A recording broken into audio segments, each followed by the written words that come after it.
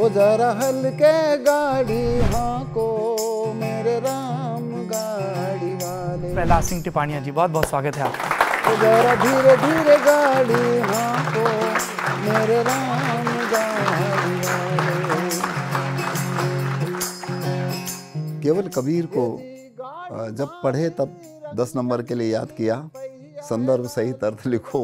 जब मैं शिक्षक बन गया उसके बाद में हमने पहली बार इस तरह से का तंबूर सुना एक जगह पर, तब मेरे जीवन में लगा कि कबीर लोग गाते भी हैं या कबीर लोक में भी जिंदा है। भैया हल्के गाड़ी हाँको मेरे राम गाड़ी वाले। पहला पद कौन सा सुना था आपने कबीर का जो आपने गाया हो पहली बार? ये सन 78 की बात है। वो गोरखेड़ी गांव था देवास जिले का, जहाँ पर कुमार जी ने जाकर के कबीर को शुरू किया एक तरह से उस जिले में, देवास में। तो लोग उनको कह रहे कि क्या तुम भिखारी के गीत गा रहे हो या नीची जाति के गीत क्या गा रहे हो? ऐसे बोलते हैं, टोकते हैं लोग जी। आपके माता पिता जी, उन्होंने भी बहुत ये भेद सहे होंगे। हमारे परिवार में ये गाना नहीं था। मेरे जीवन में जब इस तरह का हुआ तो मैं शिक्षक होने के बाद में हुआ। तो एक स्थिरता थी आर्थिक रूप से? आर्थिक रूप से हाँ, पर उतनी अच्छी नहीं। इतने विनयवत कबीर दिखते हैं और एक तरफ बागी कबीर दिखते हैं। देखिए, कबीर की वाणी जो है वो ऐसी चोट करते हैं कि सिर नीचे और पैर ऊपर हो जाएं। हम आपको खाली अभी तक सुनते थे, वो खाली देखा देखी बात थी। आज हम रूबरू हो गए, ये प्रत्यक्षानुभूति की बात है। ये बात कबीर इसकी करते हैं। आज अपन ने इतने अलग अलग रंगों के कपड़े पहन रखे हैं तो हम रंगों को देख करके भी किसी का निर्धारण करने लग जाते हैं।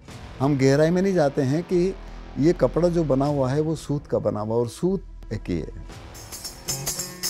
हाँ कहे कबीर सुनो रे भाई साधो, कहे कबीर सुनो रे भाई साधो, शून्य में धजाया फेराई भजन की लागी हुए तो जान जो। भारत जोड़ो यात्रा होती है तब आप राहुल गांधी से मुलाकात करते हैं। तो जब आपने ये बयान दिया कि कांग्रेस पार्टी सिर्फ कागजों में एग्जिस्ट करती है, तो आपने राहुल गांधी को ये बात बताई? वो तो है, उनको भी शायद पता होगा। मैंने ये देखा है कि जैसे अभी मैं आपके साथ में हूँ ना, तो मैं आपकी वाहवाही की और आपको ऐसी बात बताऊंगा जो आपको अच्छी लगे। देखिए, मानव की सेवा के लिए जो सत्य बात है वो कहना चाहिए। भारत से बाहर जब आप पहली मर्तबा इस कबीर वाणी को लेकर गए, पाकिस्तान में गए आप, हमारे मन में भी डर तो था, क्योंकि जो सुन रखा था ना वो जहन में था। सुबह सुबह घूमने गए तो एक दुकान वाले ने बोला कि अरे आप आइए, आप क्या इंडिया से? तो उनके हाँ। बोले कि आप तो हमारे मेहमान है और अब तो एक ही परिवार, भारत और पाकिस्तान है, तो ये हो गया इस वजह से ऐसा है और वैसा सब बात हो गई। डरते डरते हमने कहा कि हम तो ये सुन रहे थे कि यार यहाँ तो ऐसा थोड़ा गड़बड़ है मामला। तो उन्होंने यूँ कहा कि ये जितना भी गड़बड़ मामला है ना, ये सब सियासती लोग करते हैं। एक दफ़ा आपके ऊपर जानलेवा हमला हुआ था। जाके सदगुरु साथ है, वो आपको नहीं कोई घात, और जो कुछ होना होगा वो हो जाएगा, तो भी कुछ फर्क नहीं पड़ना है। Brought to you by Candid. Redness, irritation, sweat rash और फंगल इन्फेक्शन जैसे छाछ की प्रॉब्लम्स का एक एक्सपर्ट सॉल्यूशन। अब रहो अनस्टॉपेबल कैंडिड डस्टिंग पाउडर के साथ, डॉक्टर्स का सुझाया नंबर 1 ब्रांड। ये जीवन का रंग है, ठीक ठीक कहें तो कुछ हरा और कुछ भूरा है, और गौर से देखें वनस्पति शास्त्र से निबद्ध होकर तो ये कपास का रंग है। इस कपास से कुछ उजला निकलता है जीवन जैसा, और फिर धुंधला और धूमिल हो जाता है हमारे म्लान कर्मों के चलते। पर कोई है जो इस मलिनता के बीच में सुर साध रहा है। ये सुर दुनिया से विरक्ति का, वैराग्य का सुर हो सकता है अगर आप ठीक ठीक सुन रहे हो, पर इसके लिए किसी कंदरा में, किसी पर्वत पर जाने की जरूरत नहीं है। ठीक यहीं दुनिया में भरपूर पैबस्त होकर भी संन्यस्त भाव रखा जा सकता है, बशर्ते कर्म लगातार होता रहे। ये कबीर की दुनिया है। करघा चल रहा है, कपास कपड़े में तब्दील हो रहा है, कोई गांठ आ रही है, कोई गांठ खुल रही है, और इन सब के बीच असल में खुल रहा है सत्य कि जीवन कैसे जिया जाए, कि याद रखा जाए कि अंततः मिट्टी का एक घट है जिसे मिट्टी में मिल जाना है। ये सारे विभेद हमें बताए गए हैं, ये छद्म है, ये ऊंच नीच, ये जात पात, ये लिंग का भेद, ये भाषा का भेद, ये शक्ति का भेद, और हैं उलट बांसियां कहानियों सी। कोई सिकंदर लोदी होता होगा बादशाह जो तलब करता होगा किसी फकीर को, लेकिन वो देर से पहुंचता है और आमद की देरी की वजह क्या बताता है।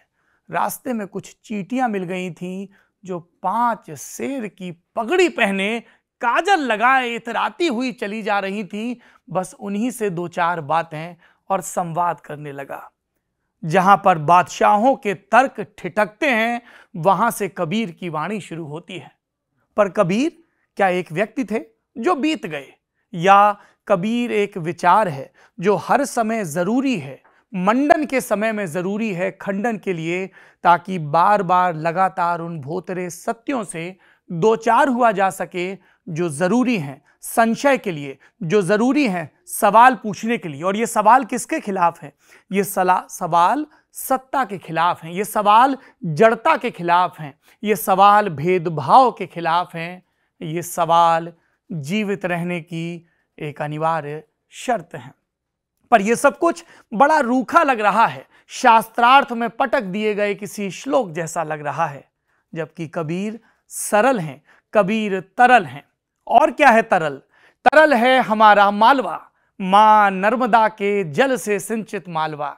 और उसी मालवा से आते हैं कबीर शैली के एक ऐसे लोक गायक जो जब ध्यान मग्न होकर कबीर की वाणी का हमारे समय में उच्चारण करते हैं तो हमें लगता है ऐसा ही कोई फकीर रहा होगा, भले ही सैकड़ों बरस बीत गए, जो अपनी ही धुन में पूरे दम के साथ, साहस के साथ सत्य बखान रहा था।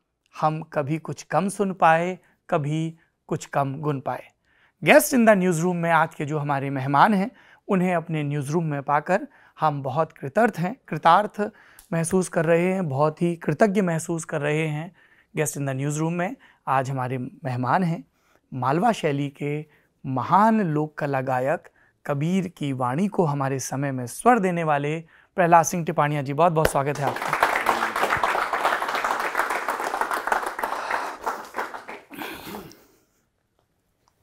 वाह, आपकी बातों को सुनकर के मुझे लगा कि कबीरत्व इधर भी है और कबीरत्व इधर भी है, और कबीर वो तत्व है जो था, है और रहेगा। वो एक तत्व है जो पूरी कायनात को समान रूप से सृजित करता है, आप सब जानते हैं। और इसीलिए आपने खूब बढ़ाई चढ़ाई की बात करी।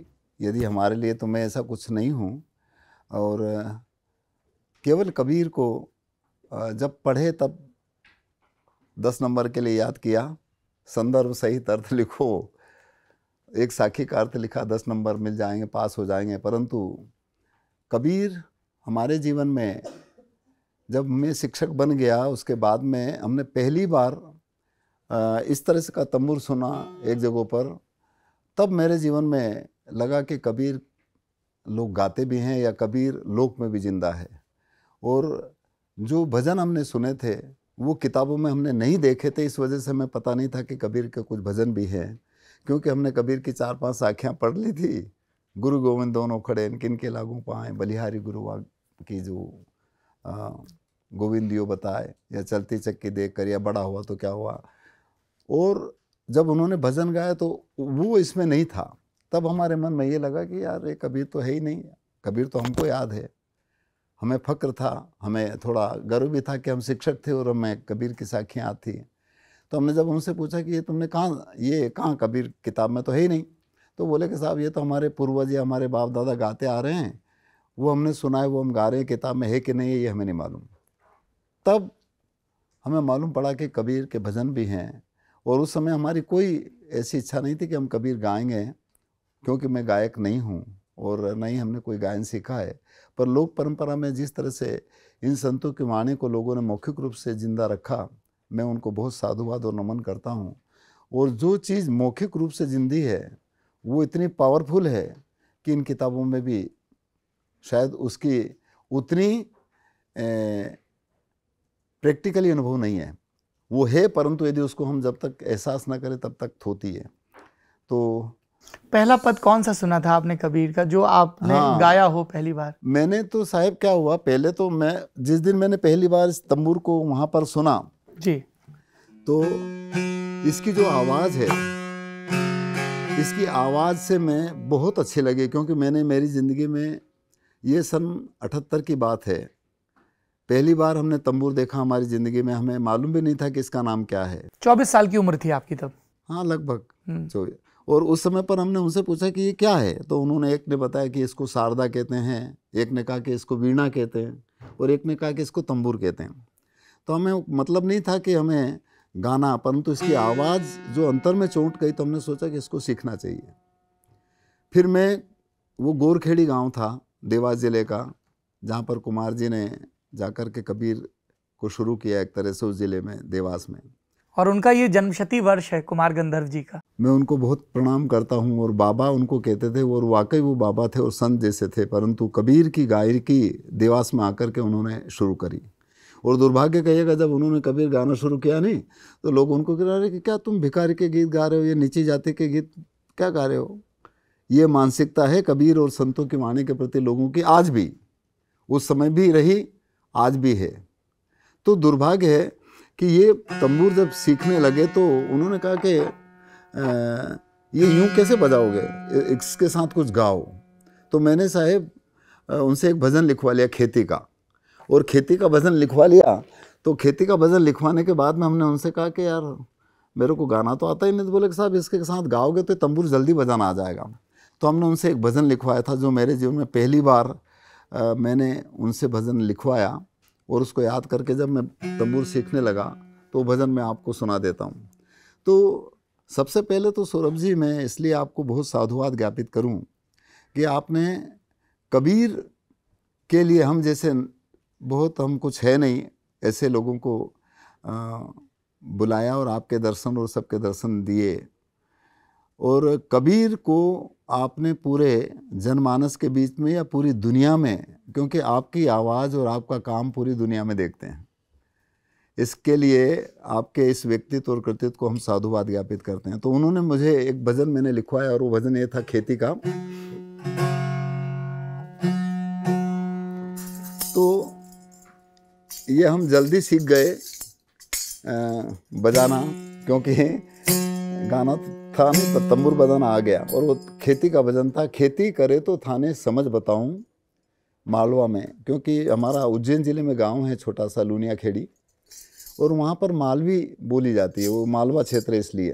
तो भजन इस तरह का था कि खेती करे तो थाने समझ बताऊं, बलदिया, बलदिया ने बैल, बलदिया को दुख मत देना, ओछी संगत नाहार भुगतावे, घरे ही बैठो रीजे, मन तो ऐसी खेती कीजिए।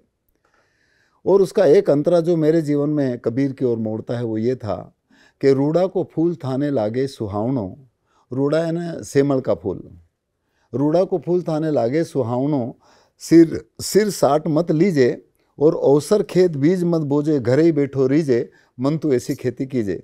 तो ये भजन की वजह से तंबूर बजाना आ गया थोड़ा। और एक दिन जब मैं कहीं बैठा था, और बैठने पर मेरे सामने एक पक्षी आया, और वो झाड़ के ऊपर बैठा, संयोग से वो झाड़ सेमल का था।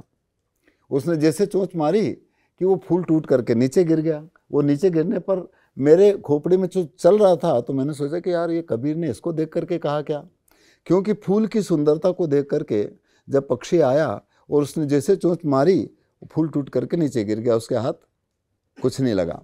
और दूसरी लाइन में ये है कि ओसर खेत यानी बंजर भूमि, बंजर भूमि में यदि बीज बोएंगे तो कुछ नहीं होगा। दोनों बात प्रकृति में घटित हो रही, और उसका असर कहीं ना कहीं हमारे जीवन पर भी होगा। तब हमें लगा कि संतों की वाणी में, और कबीर या संतों की वाणी में जो है वो केवल गाना नहीं है, वो हमारे सबके जीवन का एक दर्शन है। तो वो भजन की 2 लाइन में आपको सुना देता हूँ।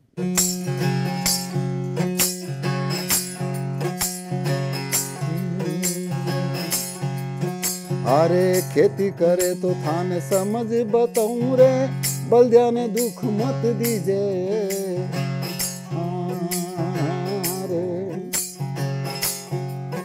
अरे ओछी संगत ना हर भुगतावे, नीची संगत ना हर भुगतावे, घर ही बैठो रीजे रे मन तू ऐसी खेती कीजे।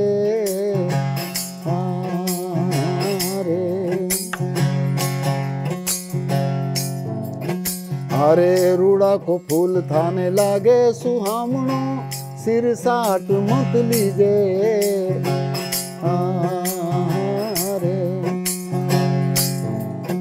अरे रूड़ा को फूल थाने लागे सुहामणो, सिर साट मत लीजे। अरे ओसर खेत बीज मत बोजे, ओसर खेत बीज मत बोजे, घर ही बैठो रीजे रे मन तू ऐसी खेती कीजे।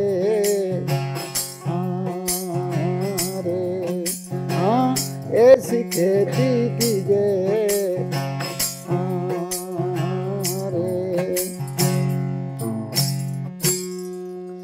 इस तरह से इस भजन को गाते गाते जब मैंने वो वहाँ सुना तो मेरे जीवन में लगा कि अरे कबीर तो ये कह रहे हैं कि देखो ये इसमें फंस गया और तेरे हाथ कुछ नहीं लगा, और ये मानव जीवन के हर इंसान के जीवन में ये घटना है। और जब हमारी यात्रा शुरू हुई भजनों की, फिर बाद में श्रद्धा बड़ी, खूब गए पैदल, रात को भजन गाना, सुबह स्कूल जाना। जगह जगह पर मेरे जीवन में जो मैंने लोक परंपरा में जो मौखिक रूप से गाते थे वो भजन मुझे याद हैं। अधिकतर वो किताबों में है कि नहीं है वो मुझे आज भी याद नहीं है। और दूसरा ये है कि उनको गाने के बाद मुझे ये भी लगा कि जो उसमें ताकत है, जो उसमें प्रैक्टिकली अनुभव है, वो उनमें भी हो सकता है, परंतु उनमें बहुत पावरफुल तरीके से है। क्यों? क्योंकि जितने भी संत हुए हैं उस समय पर, मध्यकालीन इतिहास में, कबीर के समय पर या गुरु नानक जी के समय पर या रविदास दादू पलटू के समय पर, तो उसमें चूँकि लेखिक परंपरा तो थी नहीं, मौखिक परंपरा थी।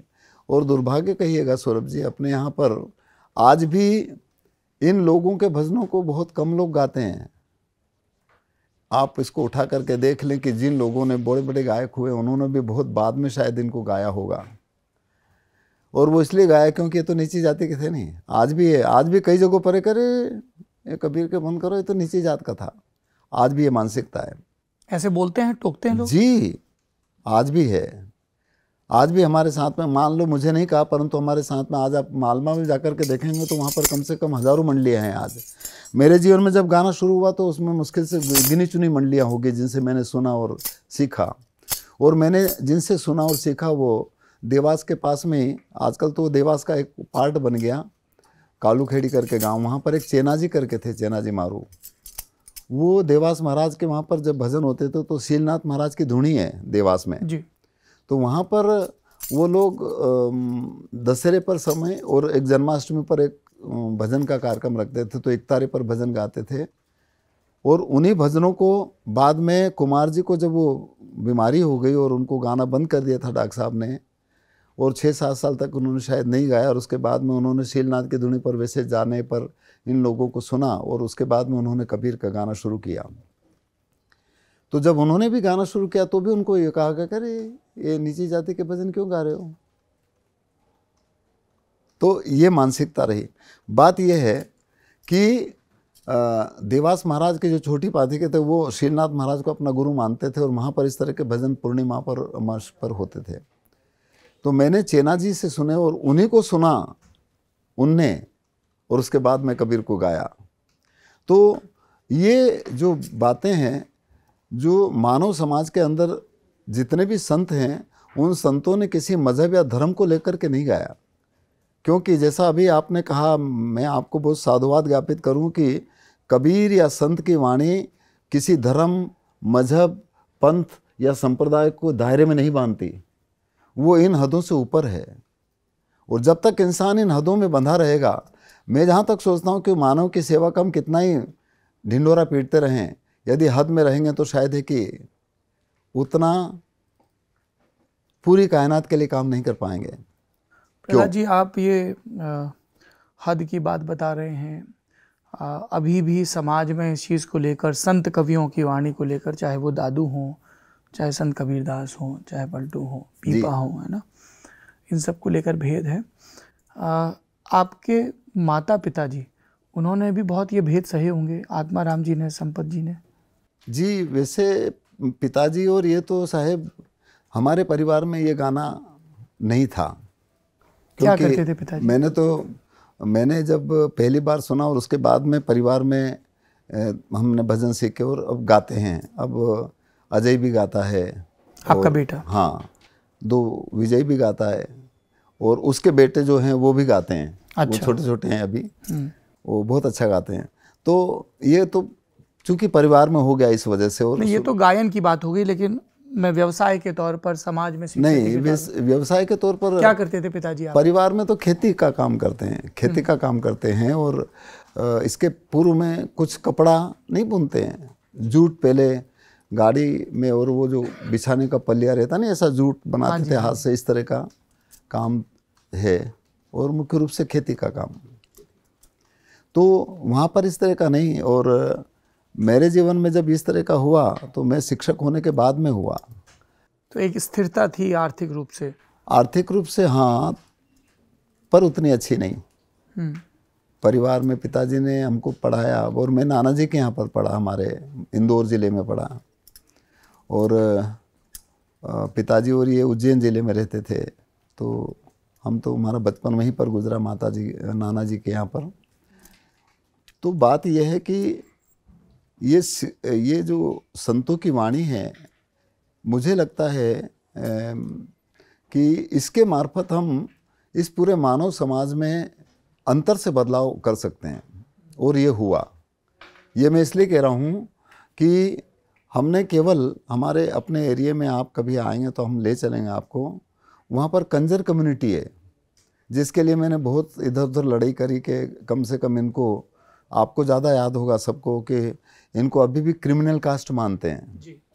और जहाँ कंजर शब्द आया कि मतलब वो अब चोर है, उसने चोरी करी या ना करी, उसको पकड़ करके, और इस शब्द को भी अपमानित करने के लिए इस्तेमाल किया जाता है, गाली के तौर पे। निश्चित रूप से बहुत माना बेहुदा तरीके से व्यवहार आज भी होता है। आप और अपन यदि उनके घर पे बैठे रहें और यदि आते हैं नहीं, तो आप और हमको भी पकड़ लेंगे। वो ये नहीं पूछेंगे कि कौन है, माना वहाँ जो है वो सबको पकड़ करके और बिना कुछ बंद कर देते। ऐसा भी हो रहा है। मैंने उन कंजरों के बीच में काम किया, उनके इन अपराध और इसके लिए, और वो कुछ नहीं करा। हमने काम केवल ये किया कि उनके डेरों में जाकर के भजन गाए। और उधर ट्राइबल एरिया है जो गुजरात से लगा हुआ, धार है, झाबुआ है, बड़वानी है, सेंधवा है, देवास है, रतलाम है, इनमें, उनमें भी। और आदिवासी जो समाज है उसमें वो घर पे ही शराब बना लेते हैं महुए की। और तो खान पीन का जो व्यवहार है, चलता है, वो इन भजनों की वजह से परिवर्तन हुआ। स्वैच्छिक रूप से लोगों ने छोड़ा। आज कंजर कम्युनिटी में कम से कम 40% ऐसे लोग हैं जो सत्संग से जुड़े, भजनों से जुड़े, राधा स्वामी से जुड़े। उन्होंने अपने खान पान को, अपने रहनी गहने को, अपने चाल चलन को छोड़ा और शिक्षा के साथ में भी वो जुड़े। कौन से भजन सुनाते थे आपको, ये हमें सुना सकते हैं? उनको, उनके बीच में हम ये सुनाते थे, क्योंकि लोगों के मन में कि ये तो चोर हैं, इनका ऐसा खान पान है। तो मुँह पर एक भजन है कि जिनको शब्द की चोट लगी उनके जीवन में बदलाव है। और इंसान जन्म से कोई ना तो डाकू होता है, ना चोर होता है, ना हिंदू होता है, ना मुसलमान होता है, परंतु ये तो बाद में जो दायरे लोगों ने मानव समाज में बना लिए, इसलिए हो गया। आज अपन ने इतने अलग अलग रंगों के कपड़े पहन रखे हैं, तो हम रंगों को देख करके भी किसी का निर्धारण करने लग जाते हैं। हम गहराई में नहीं जाते हैं कि ये कपड़ा जो बना हुआ है वो सूत का बना हुआ, और सूत एक ही है। यदि हमारी निगाहें सूत के ऊपर होगी तो हम ये नहीं जानेंगे कि ये ऐसा है या वैसा है, या ये इसने पहना है या उसने पहना है। तो इस वजह से हमने उस समय पर उनको जो भजन गाया वो मैं सुनाता हूँ। और वो भजन की चोट ऐसी लगी, क्योंकि हमने कहा कि यार तुम जन्म से चोर नहीं हो। संगति की वजह से हो सकता है कि संगत से गुण उपजे, संगत से गुण जाए, और बांस फांस और मिश्री सब एक ही भाव बिकाए। तो इसलिए हमने कहा, हमने उनसे जो कहा, तो वो जो जो भजन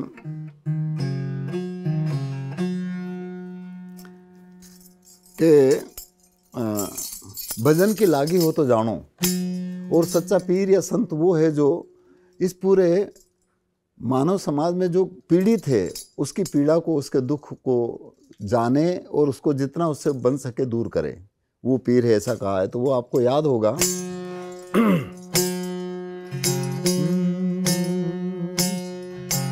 जी कबीर सोई पीर है और जो जाने पर पीर, अरे जो पर पीर न जाने और सो का फिर बे पीर। तो मैंने कहा कि यार दूसरे के दुख दर्द को जानो, यदि तुम मार कूट करके लाते हो तो भी ठीक नहीं है, नहीं तो। और ऐसा भी नहीं कि आप डाकू हैं, और यदि डाकू भी थे तो बन गए, वो संत बन गए। वाल्मीकि का उदाहरण आप सबको याद है ही सही कि वो डाकू थे और उसके बाद में उनकी पत्नी के शब्द की चोट लगी और वो संत बन गए और आज उनका नाम अमर है। तो ये भजन है।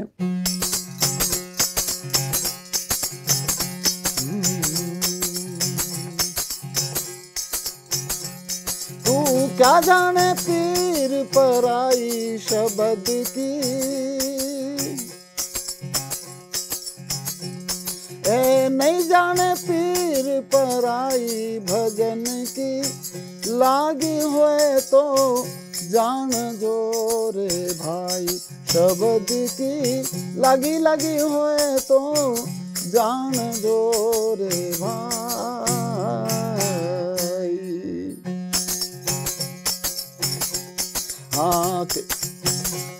हाँ गेला में यो घायल घूमे रे, घाव नजर नहीं आई। हाँ गेला में यो घायल घूमे घूमे, घाव नजर नहीं आई। हाँ ज्ञान काम ठा तेरी बैठा, ज्ञान काम ठा तेरी बैठा, भजनों की भीड़ रड़ाई भजन की, लागी हुए तो जान जो रे भाई शब्द की, लागी लगी हुए तो जान जो रे भाई। वो जिनको लगी हाँ अंकाने लागी, बंकाने लागी, लागी लागी सदन कसाई। हाँ अंकाने लागी, बंकाने लागी रे, लागी लागी सदन कसाई।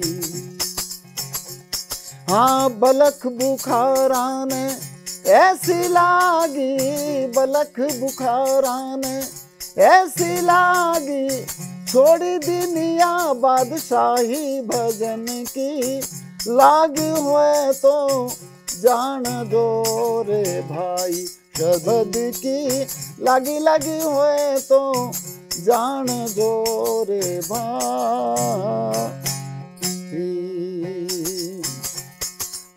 ध्रुव ने लागी, प्रहलाद ने लागी, लागी लागी मीराबाई।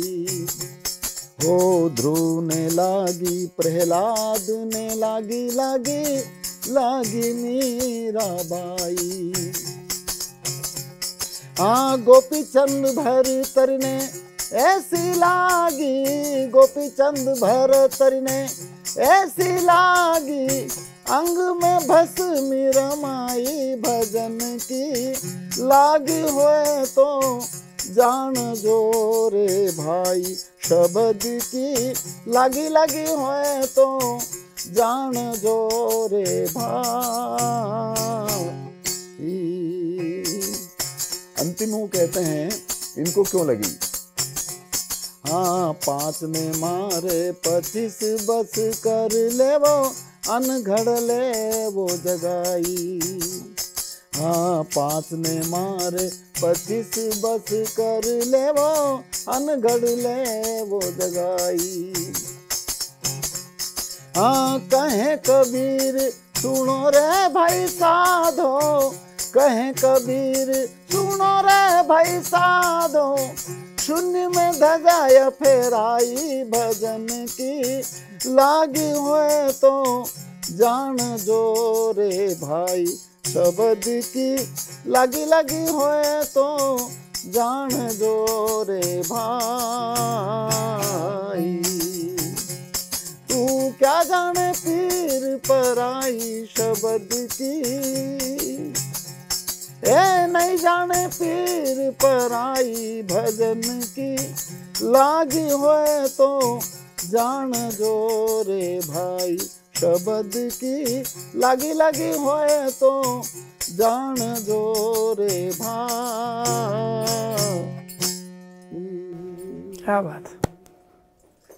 इस तरह से ये बात वहाँ उनके यहाँ पर भजन गाने के बाद में हम इस तरह की भी भजन गाते कि देखो यार ठीक है, हो गया तो हो गया, पर जन्म से कोई डाकू या जन्म से कोई ऊंचा नीचा नहीं होता, सब कर्मों की वजह से होता है, और यदि हो गया तो ठीक है, अब बदल जाना चाहिए।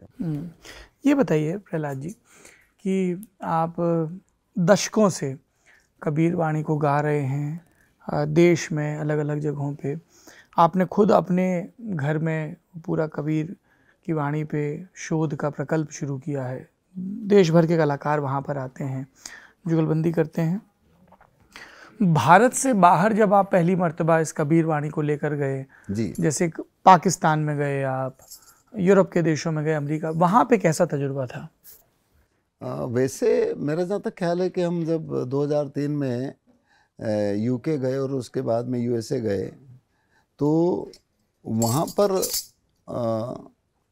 अमेरिका में तो गए तो वहाँ पर वो ये कहते हैं कि हमने 200 साल के इतिहास में आज तक कभी हमने ऐसा सुना नहीं। वैसे डॉक्टर लिंडा जो है वो कबीर, डॉक्टर लिंडा हेस, हाँ, उन्होंने कबीर अपने की भारत बड़ी में विद्वान आकर के हैं। पीएचडी किया और वो वहाँ पर रिलीजियस पढ़ाती, तो उसमें वो कबीर पढ़ाती हैं जी, अभी भी हैं वो। तो वो स्टैनफोर्ड में थी, तो उन्होंने कबीर को कुमार जी को सुना, कुमार जी की गायकी को उन्होंने अपने वहाँ पर सुना, और उसकी वजह से वो भारत में आकर के वो comparison between Kabir and Malvi folk song, क्योंकि कुमार जी ने कबीर मालवा में आने के बाद में शुरू किया गाया, तो उनको ये था कि आखिर कि ये मालवा में कबीर क्यों है या कबीर में मालवा में कैसा है, तो इस वजह से फिर वो 1 साल भर तक यहाँ रही जी। तो वो हमसे 2000 में मिली। तो 2000 में आपके यहाँ दिल्ली में आकर के अशोक वाजपेयी साहब है ना जी जी, तो वो उनसे यहाँ पर मिली और उनको कहा कि मैं कबीर के ऊपर कुछ काम करना चाहती हूँ। तो उन्होंने कहा कि वो प्रहलाद से मिलो। अब वो कौन प्रहलाद, वो क्या जाने, तो यहाँ आकर के वो भोपाल आई और डॉक्टर कपिल तिवारी उनसे मिली, और वो आदिवासी लोक कला परिषद के सचिव थे, तो उनके पास जाकर के बोला कि हम वो कबीर के लिए, बोले हाँ वो प्रहलाद जी के पास, तो बोले हाँ हमको उनसे मिलना है। तो उन्होंने वसंत निर्गुणे जी के साथ में हमारे गांव पर भेज दिया। अब हमारा गांव मक्सी के पास में छोटा सा, खाली 40 घर है वहाँ, 40-45 घर। हाँ, तो वो 2-3-4 घंटे रही, थोड़ा सुन करके और बस चली गई। और उसके बाद में फिर वो 1 साल के लिए आती 2001 में, और फिर 1 साल भर तक हमारे साथ रही। और उन्होंने कबीर को जो लोग गाते हैं या वहाँ पर हमारे साथ जा करके देखा ने सुना और लिखा, और उसके बाद में उनका जो भी प्रोजेक्ट होगा उन्होंने स्टैनफोर्ड को सबमिट कर दिया। उसके बाद में हम 2003 में जब अमेरिका गए तो वहाँ पर हमने तो यही गाया।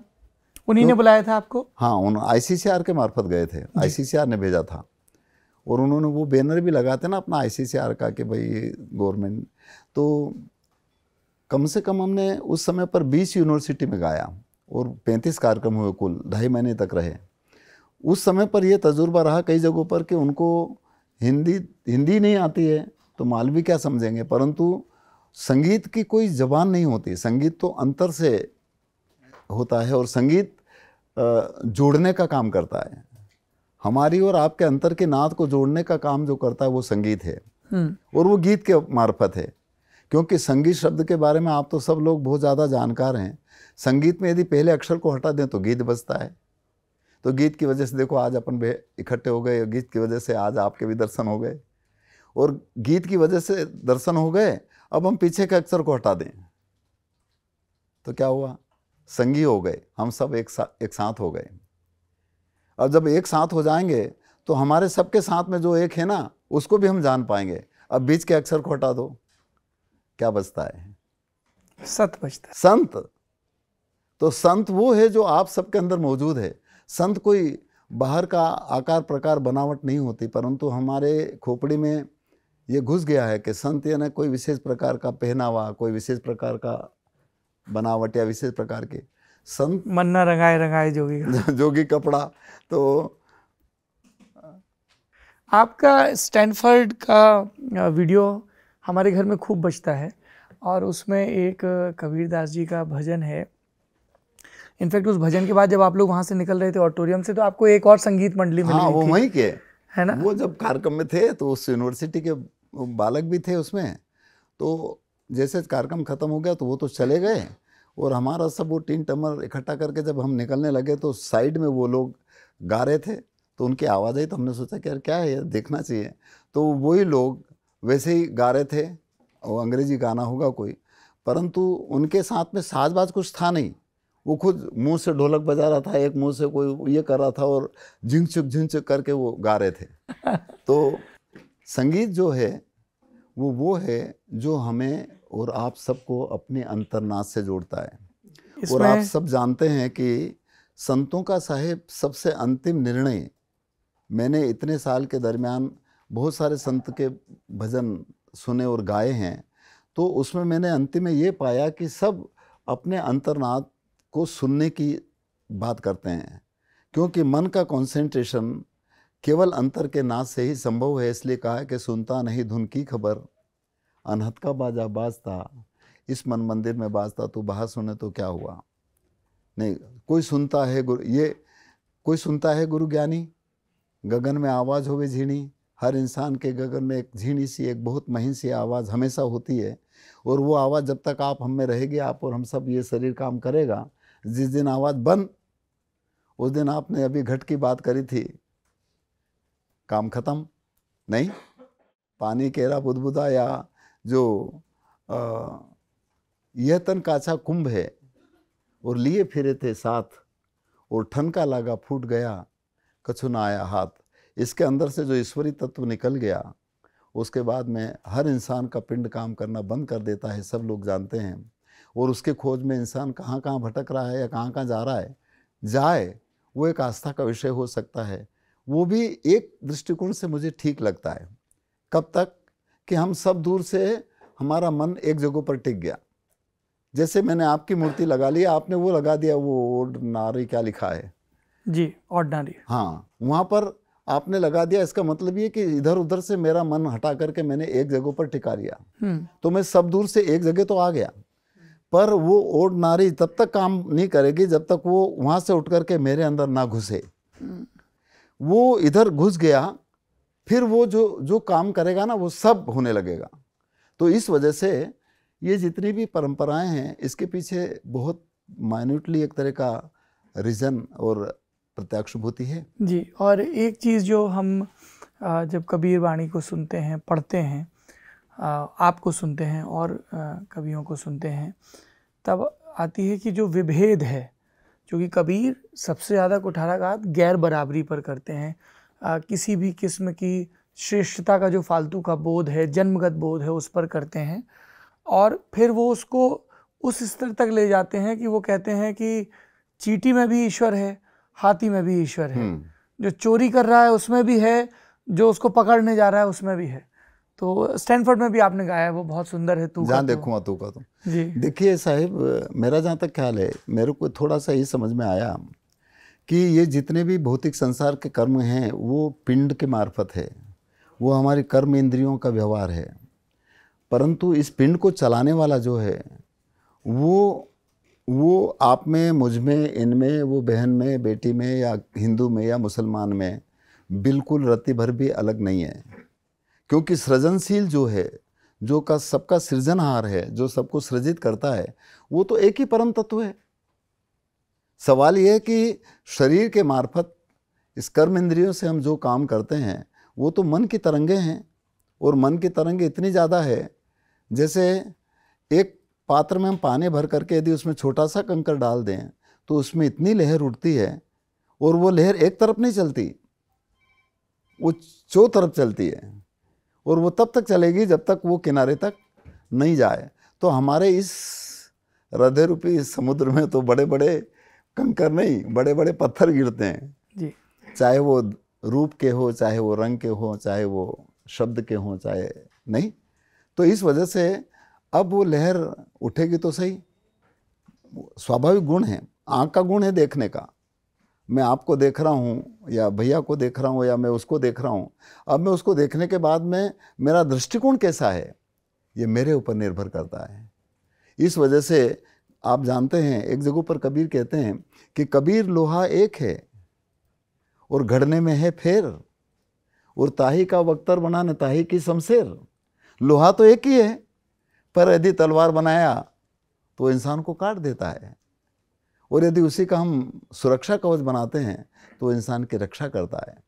हम मानव जीवन को पाकर के हमारी दृष्टि यदि पॉजिटिविटी की है तो हम पूरी कायनात की पॉजिटिविटी करेंगे, यदि हमारी नेगेटिविटी की है तो हम पूरे कायनात के लिए नेगेटिविटी का काम करेंगे।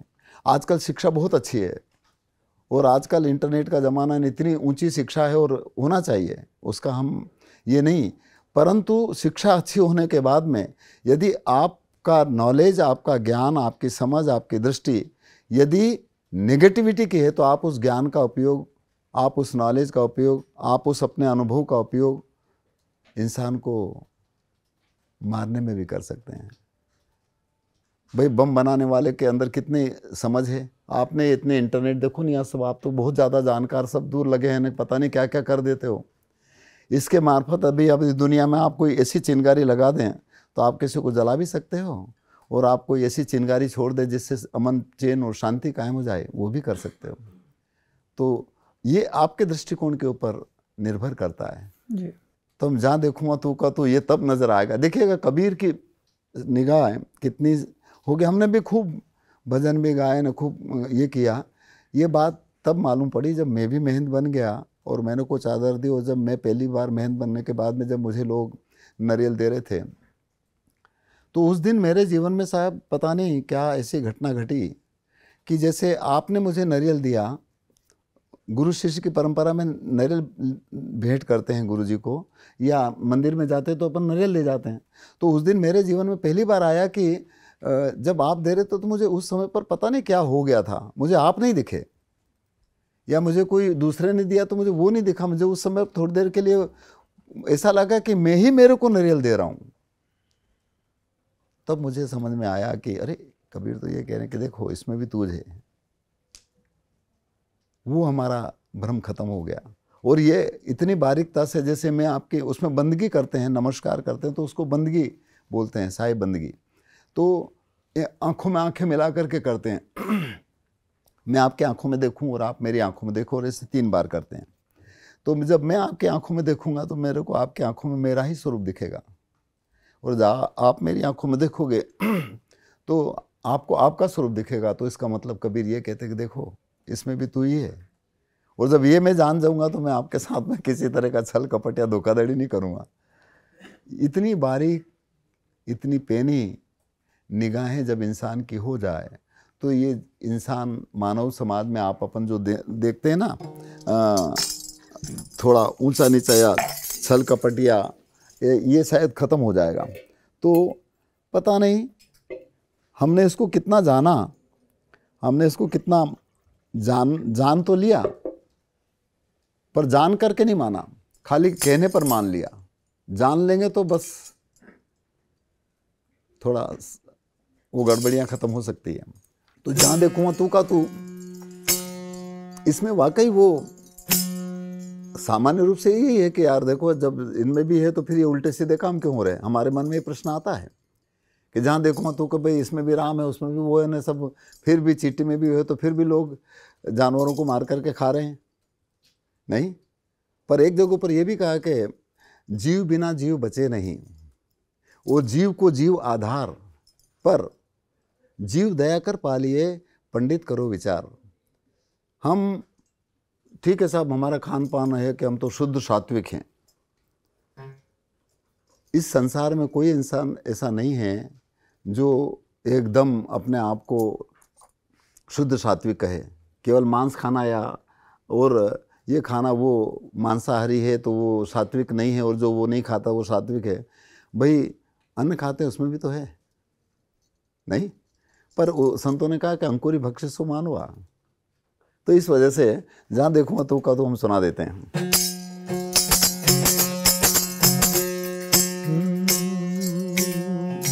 ये जी सब घट मोरा साइया और सुनी सेजन को, अरे बलिहारी उन घट की और जागट परगट हो।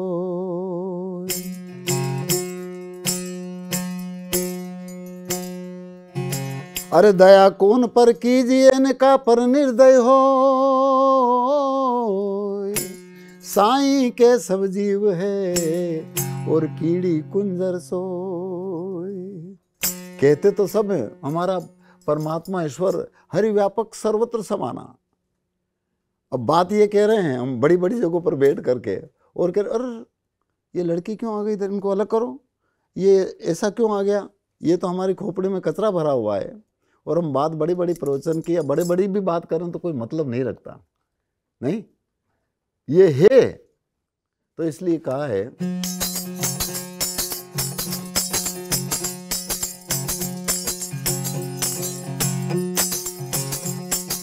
इनका भेद बता मेरे अवधू, अच्छी करनी कर ले तू, डाली फूल जगत के माही, जहाँ देखूँ तू का तू।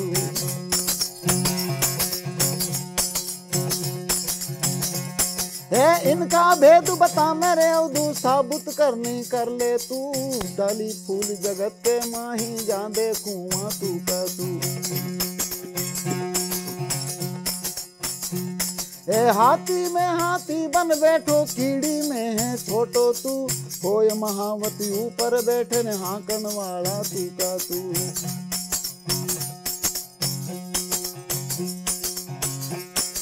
दाता के संग दाता बन जब भिखारी में भेड़ो तू, मन तो होकर मांगन लागे देने वाला तू का तू। हर नर नारी में एक विराजे, दो दुनिया में दिसे क्यों, बालक होकर रोवण लागे राखण वाला तू का तू। हर चोरों के संग चोरी करता, बदमाशों में भेड़ो तू, चोरी करके तू भग जावे पकड़ने वाला तू का तू। अरे जल थल जीव में तू ही विराजे, जहाँ देखूँ तू का तू, कहे कबीर सुनो भाई साधो, गुरु मिला है जू का त्यों। हाँ कहे कबीर सुनो भाई साधो, गुरु मिला है जू का त्यों, कहे कबीर सुनो भाई साधो, गुरु मिला है जू का त्यों। वो तो ये कहते हैं कि झाड़ बिंद और जीव चराचर में मन सब दूर वो परमात्मा मौजूद है। जब इंसान सब दूर परमात्मा या ईश्वर या अल्लाह वाहिगुरु को यदि देखने लग जाए तो बताओ कौन किसके साथ नफरत करेगा, कौन किसके साथ अन्याय अत्याचार व्याभिचार करेगा। क्या हम इसको अपने ऊपर कितना घटित करके देखते हैं। सबसे बड़ी बात ये मुझे थोड़ी समझ में आई। प्रहलाद जी, आपने इस भजन के पहले और बाद में जब आप अपना जवाब दे रहे थे तो कुछ शब्द थे जिन पे मैं ठिठक गया, क्योंकि वो आपके जीवन के कुछ प्रसंगों की तरफ संकेत कर रहे थे। एक दफ़ा आपके ऊपर जानलेवा हमला हुआ था। हाँ, एक प्रसंग वो है। एक प्रसंग है जिसमें एक बैठक बैठती है और फिर आपकी जो महंती है हाँ, उसको ख़त्म किया जाता है। और तीसरा प्रसंग है जब आप राजनीति की रपटीली राह पर चलते हैं और 2019 में मध्य प्रदेश की देवास लोकसभा से कांग्रेस के टिकट पर चुनाव लड़ते हैं, एक बड़े मार्जिन से हारते हैं। उसके बाद आपका बयान आता है कि कागज़ों पर पार्टी है, यहाँ पर भेद है, जो कहा गया जो नहीं हुआ। और आपके जानने वाले ये कहते हैं कि आपकी बहुत अनिच्छा भी थी, आप चुनाव लड़ना भी नहीं चाहते थे।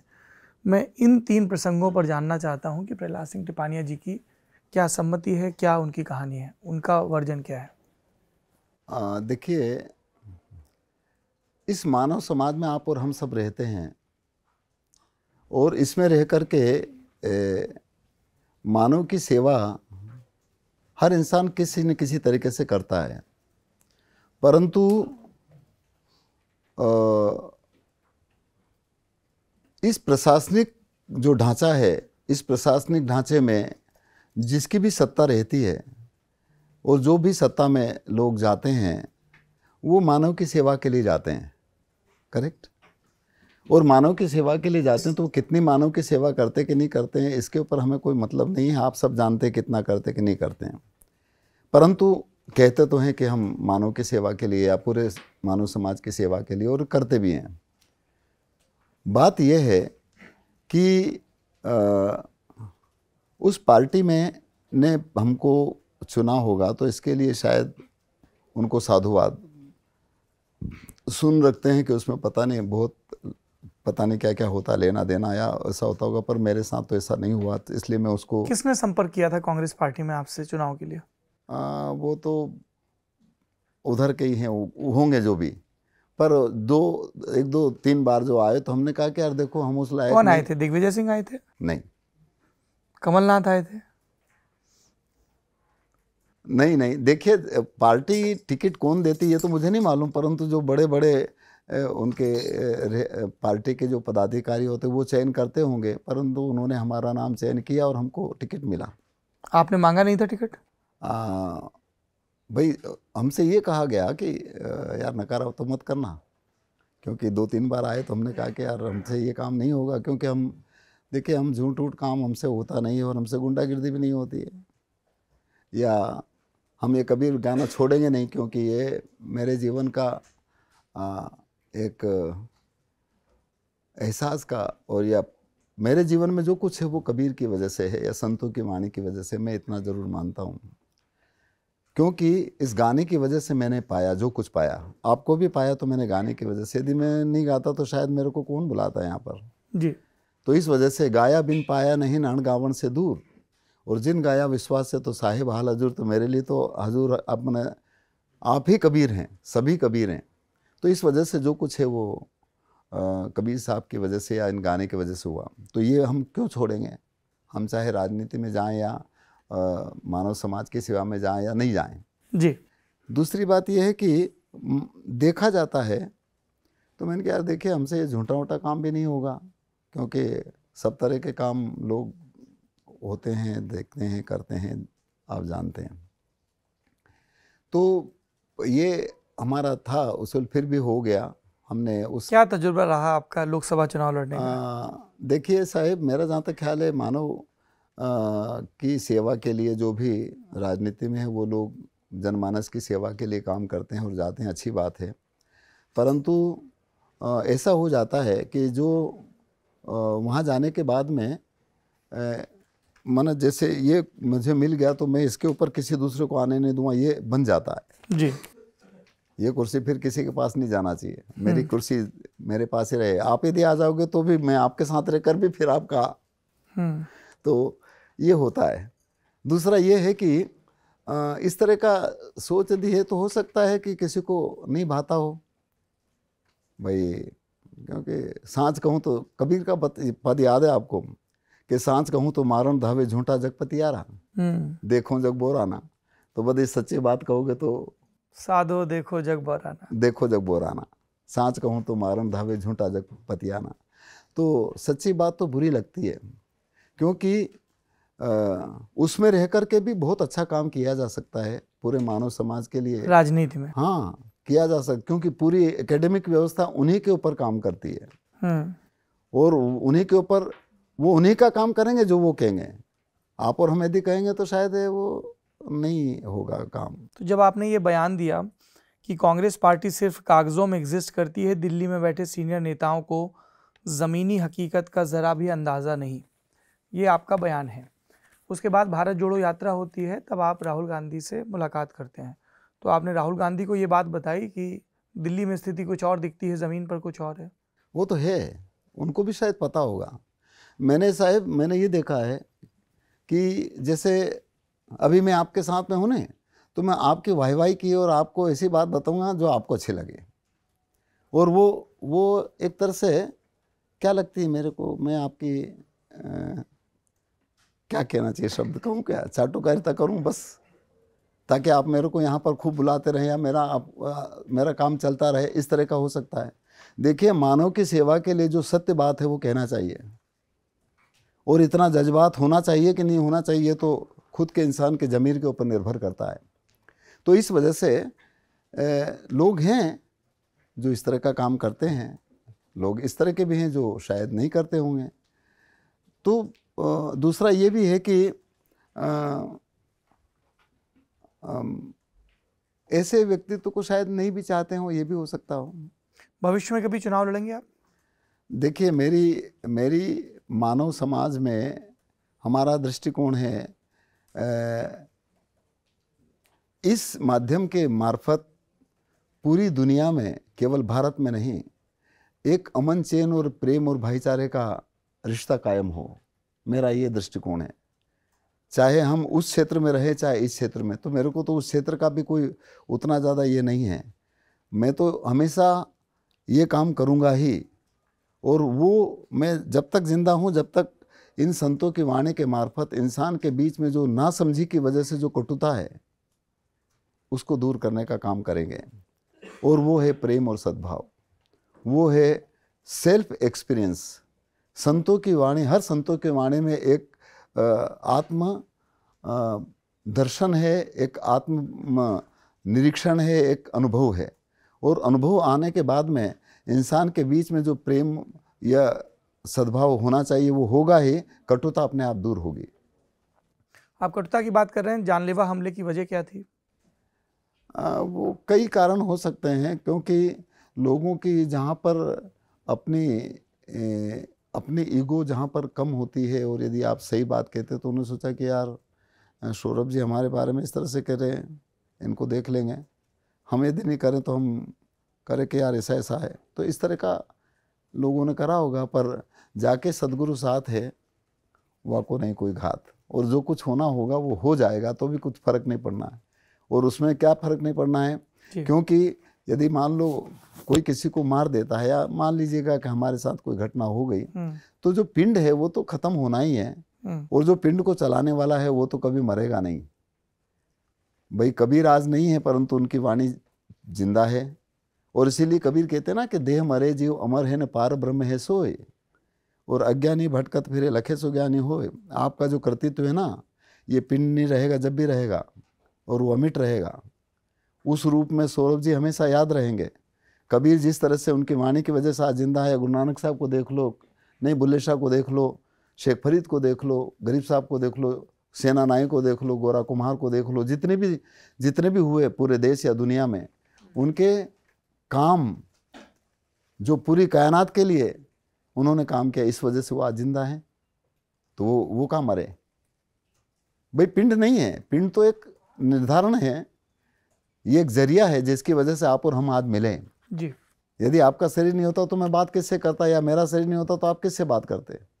तो इस वजह से ये एक माध्यम है, और ये माध्यम ही गुरु है। और गुरु के मार्फत हम सदगुरु से, परमात्मा से, ईश्वर से साक्षात्कार कर सकते हैं। और गुरु क्या है? तो आप बहुत सारे लोगों के गुरु थे, महंत के पद पर बैठे, फिर हटे, ये क्या प्रकरण रहा? देखिए, मेहनत, मैं तो ये मानता हूँ साहब कि मेहनत का मतलब ये नहीं होता है कि किसी न किसी प्रकार का, ठीक है जो मानते हैं, परंतु मैं ये मानता हूँ कि जब तक हमारे अंतर में जो अहम है, जब तक इंसान का अहम का अंत ना हो, तब तक क्या मेहनत? अरे हमारे अहम का अंत जिस दिन हो जाएगा उस दिन मेहनत हो जाएंगे नहीं। और अहम जो है वो इंसान को कहाँ ले जाता है, इसे आप सब अच्छी तरह से जानते हैं। क्योंकि अभिमानी कुंजर भया ने जिन सिर ली ना भार, और ताको जमड़ा कूटे जैसे लोहा घड़त लोहार। तो ईगो किसी किस्म का भी हो, एक दिन वो निश्चित रूप से नीचे गिरेगा, इसको कोई नकार नहीं सकता नहीं। तो जो चीज़ ऊपर जाती है वो नीचे ही तो गिरेगी। अभी इतनी ताकत नहीं है कि हम सेंटर ऑफ कर्वेचर पे चले जाएं ताकि वो फिर इधर नहीं आए, उतर ऊपर के ऊपर चले जाए। ऐसी कोई रूहानियत है वो जो जिनकी वजह से आज अपन चर्चा करें, वो ऐसी रूहानियत रही है जो इस परिधि से भी ऊपर आ गई। और वो है हमारा केंद्र बिंदु आना। जो इंसान अपने पृथ्वी के केंद्र बिंदु पर चला जाए ना, तो उसका भार खत्म हो जाता है। आप सब जानते हैं।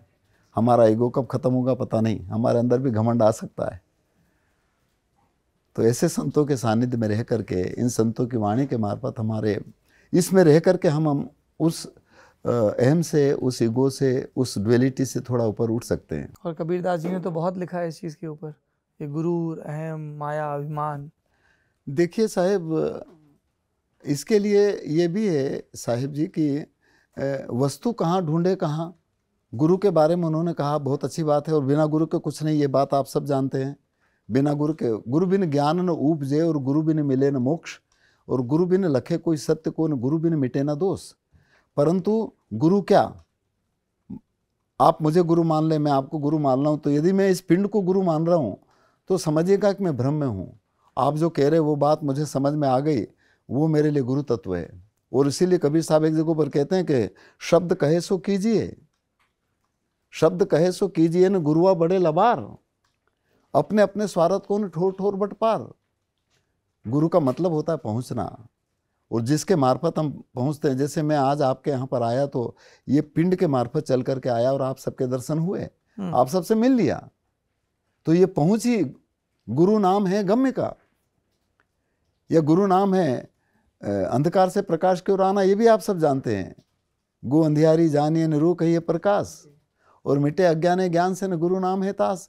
परंतु इस अज्ञानता को इस प्रकाश के द्वारा हम दूर कर सकते हैं। इसका एहसास तभी होगा जब पिंड होगा। यदि शरीर ही मेरा नहीं होता तो मैं आज आपके दर्शन नहीं कर पाता। इसलिए इस गुरु के मार्फत, इस गुरु के मार्फत, इस गुरु के मार्फत ही हम अपने लक्ष्य पर पहुंच सकते हैं, और वो है खैरियत। इसलिए देखिएगा, आप सब जानते हैं कि जितने भी ऐसे महापुरुष हुए, उन्होंने पूरी कायनात की खैरियत चाही, किसी एक वर्ग विशेष की नहीं, किसी एक जाति विशेष की नहीं, किसी एक धर्म विशेष की नहीं। जहाँ पर लिंगों का, जहाँ पर धर्मों का, जहाँ पर जाति का, जहाँ पर संप्रदाय का, जहाँ पर देश की सीमाओं से ऊपर उठ करके जिन्होंने काम किया, वो आज जिंदा है और हमेशा जिंदा रहेंगे। आप हमें गुरु पर कोई पद सुनाएंगे? हाँ, मैं गुरु तो वो है साहेब, देखे, गुरु वो है जो हमारे कर्म और भ्रम को दूर करे। गुरु भ्रम में बांधते नहीं हैं, गुरु भ्रम को दूर करते। तो इसके लिए क्या करें, एक भजन सुना देता हूँ मैं। और वैसे तो गुरु के बारे में बहुत सारे पद हैं, परंतु एक दो लाइन में उसकी सुनाता हूँ कि गुरु वो है जो हमारे भ्रम को दूर करे। तो एक पद है,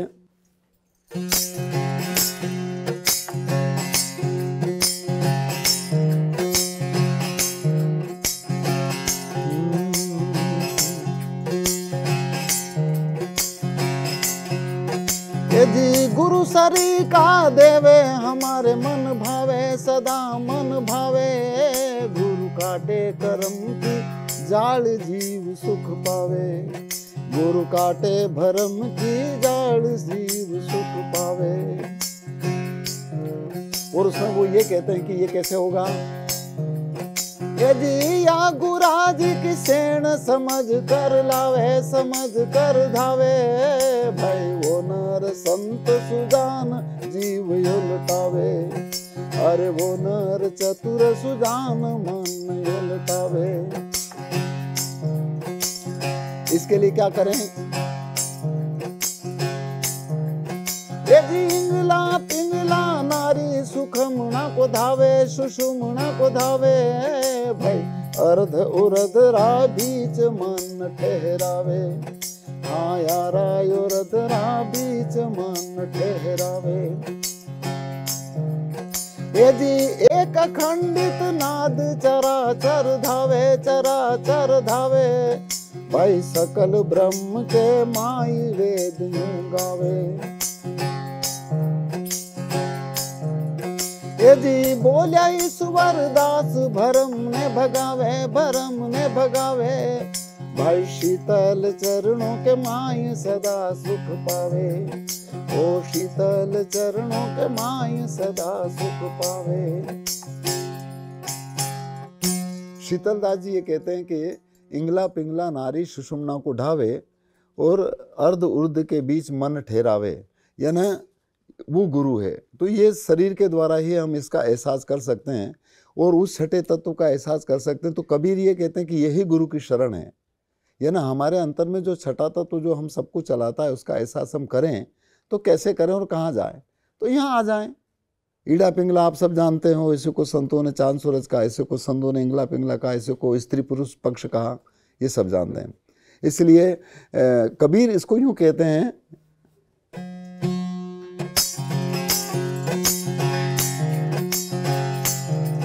अरे गुरु शरण मेरे ना रे मंतु, गुरु शरण मेरे ना रे। अरे उतरोगा पार पूरा गुरु मिलिया, उतरोगा पार पूरा गुरु मिलिया। ये जी पीठ जगत से देना रे मंतु, गुरु शरण मेरे ना रे। तो कहाँ जाए? अरे 5 तत्व की बनी थारी काया, मैनी गे कर लेना रे। अरे 5 से कोई छठो बतावे, 5 से कोई छठो बतावे। ये जीवा को गुरु कर लेना रे मंतु, गुरु शरण मेरे ना रे। ये जी गुरु शरण मेरे ना रे, ओ गुरु शरण मेरे ना रे। बहुत सुंदर। अब मैं मेरे जो न्यूज़ रूम के साथी हैं उनके सवाल लूँगा। आइए सर, मेरा सवाल ये है कि जब कबीर का प्रादुर्भाव होता है भारत में, तो एक क्रांतिकारी विचारधारा साहित्य में भी और समाज में भी देखने को मिलती है। हर तरह के मठ, हर तरह के गढ़ कबीर तोड़ते हुए दिखते हैं, लेकिन फिर जब वर्तमान में देखते हैं तो पाते हैं कबीर खुद एक पंथ बन गए हैं, मठों में गढ़ों में कैद हो गए हैं। जो उनकी वैकल्पिक विचारधारा थी, जो वैकल्पिक परिभाषा थी, चाहे राम की, चाहे धर्म की, चाहे अध्यात्म की, सभी मुझे लगता है एक दौड़ है जिसमें हारती हुई दिखती हैं, क्योंकि जो राम की परिभाषा कबीर ने बताई थी वो आज आते आते धूमिल सी पड़ गई और दूसरे राजनीतिक राम, जो नीति के राम थे, वो पिछड़ रहे हैं और राजनीति के राम आगे हैं। तो ये कैसे हो रहा है? कबीर का देश, कबीर दिखते क्यों नहीं है उस तरह से जिस तरह से दिखने चाहिए? देखिए, एक जगह पर कहा कि अंतर में जैसी बसे ने निकसे मुख की बाट, और बोलत ही पहचानिए चोर साहू को घाट। जिसने सबके अंदर रमने वाले राम को जान लिया, वो राम को उस दायरे में नहीं बांधेगा, या राम को अलग अलग तौर तरीके से दिखाने को जो हम काम करते हैं वो नहीं होगा। आपकी बात से हम सहमत हैं कि कबीर को भी दायरे में बांध लिया। प्रारंभिक स्थिति में जहाँ तक हो सकता है धर्म या जाति या संप्रदाय ये उस दायरे में नहीं रहे होंगे, परंतु ये भी तो हो सकता है कि इसको आगे बढ़ाने वाले समूह के रूप में हो, जहाँ पर किसी न किसी प्रकार के कहीं न कहीं अपना स्वार्थ हो सकता है, या अपना ऐश्वर्यता हो सकती है, अपनी मान बढ़ाई हो सकती है, हमारा दायरा हो सकता है। इसकी वजह से ये बन गया। और मठ या पंथ या संप्रदाय जो है वो दायरों की वजह से होता है, और जहाँ दायरा होता है फिर वहाँ पर जिस चीज़ को काम करते हैं शायद वो कम हो जाती होगी। तो इस वजह से वो राम जो सबके अंदर, कबीर तो उस राम की बात करते हैं जिसको हम किसी अवलंबन में नहीं बांध सकते हैं। आप सबको याद है, कबीर कहते हैं एक जगह पर कि एक राम दशरथ का बेटा, दूसरा राम घट घट में बैठा, तीसरे राम का सकल पसारा, और चौथा राम सभी से न्यारा। तो उनसे बोला कि फिर आप राम की भी खिलाफत करते हो या राम को मानते भी हो, तो आपका राम कौन सा है? तो कहते हैं कि भाई जो आकार में है वो तो फना हो जाएगा, जो चीज़ आकार में बनी वो खत्म हो जाती है, आप सब जानते हैं। इसलिए कहते हैं कि आकार राम दशरथ का बेटा, निराकार घट घट में बैठा, और बुंद राम का सकल पसारा, और निरालम सभी से न्यारा। मेरा राम वो है जिसको हम अवलंबन में नहीं बांध सकते, जिसको हम किसी धर्म या संप्रदाय में नहीं बांध सकते। हमारा राम वो है जो सबके रगों में बहता है, और जो रगों में बहने वाले राम को जानता है वो सच्चा ज्ञानी है, वो सच्चा मर्मी है, वो सच्चा भेदी है। इसीलिए कबीर के एक पद में आता है कि राम रमे सो ज्ञानी। और जिस राम के बारे में कबीर कहते कि उस राम के भजे बिना कोई सार्थक नहीं होगा। कहें कबीर एक राम भजे बिना बांधे जमपुर जासी। एक भजन में ऐसा भी आता, पंडित बात बदे सो झूठा उसमें। तो इस तरह का है, अब बांध लिया। जहाँ पर ये जो जहाँ होता है वहाँ पर निश्चित रूप से कहीं ना कहीं स्वार्थ होगा। इस वजह से कबीर के या और अन्य संतों की जो भी बात है वो क्रांतिकारी भी रही हो सकती है और है, परंतु ये भी हो सकता है कि उस पक्ष को अलग ही कर दिया हमने, वापस उसमें उसी तरह की धाराएं शामिल कर ली जो हमारा स्वार्थ है। मैं आपको वो बात करूंगा जो मेरा स्वार्थ होना चाहिए। इस तरह का हो गया। और कहने वाले लोग जो हैं वो ये करते हैं। हम ये नहीं कहते कि आपको यहाँ आने की ज़रूरत नहीं है और वो राम जो सब में है इस तरह का, तो आप फिर उधर जाना बंद कर देंगे, हमारा धंधा खत्म हो जाएगा। नहीं, ये भी तो हो सकता है।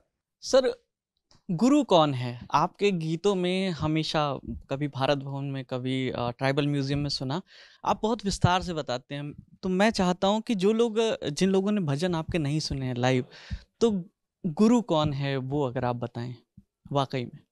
देखिएगा, गुरु नंबर एक तो यह है कि आप खुद ही गुरु हैं।